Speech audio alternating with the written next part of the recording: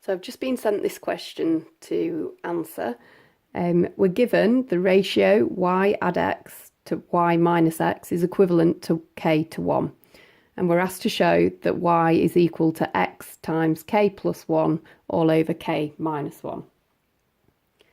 So we know these two ratios are going to be in proportion to each other. So if we start with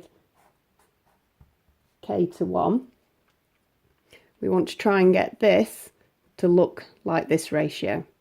So if we times both sides by y minus x, we're going to get k y minus x on the left hand side, and we're just going to get y minus x on the right hand side.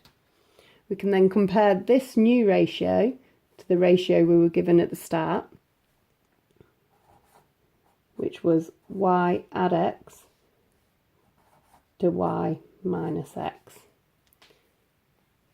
Now, because the right hand sides are now equal, we know that the left hand sides must also be equal. So we can now set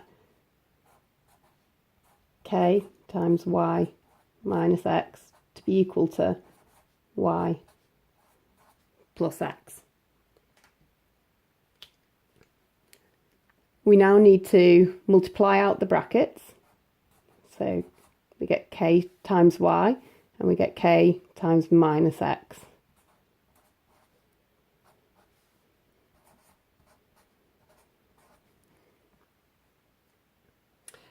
We want to get all of the y's to the same side, so we're going to take away y off both the left hand side and the right hand side. So we get ky, take away y, take away kx, and then on the right hand side the y and the take away y that we're doing cancels each other out, so we're just left with x. And we only want the y terms on the left hand side, so we want to cancel out this negative kx, so we're going to add kx to both sides. So we're left with ky minus y on the left hand side, because the minus kx, add kx cancel each other out. And then on this side we've added a kx to the x that we already had. We now need to factorise both sides, so we're going to bring the y outside of the brackets. So to get ky, we need to have k inside the brackets, and then a minus 1. And then we're going to bring x outside the brackets, and we're going to get k plus 1 inside the brackets.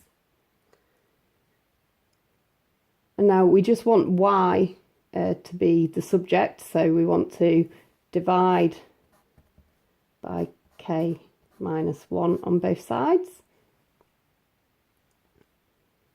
So if we divide the left hand side by k minus 1, we're just left with y. And then when we divide the right hand side by k minus 1,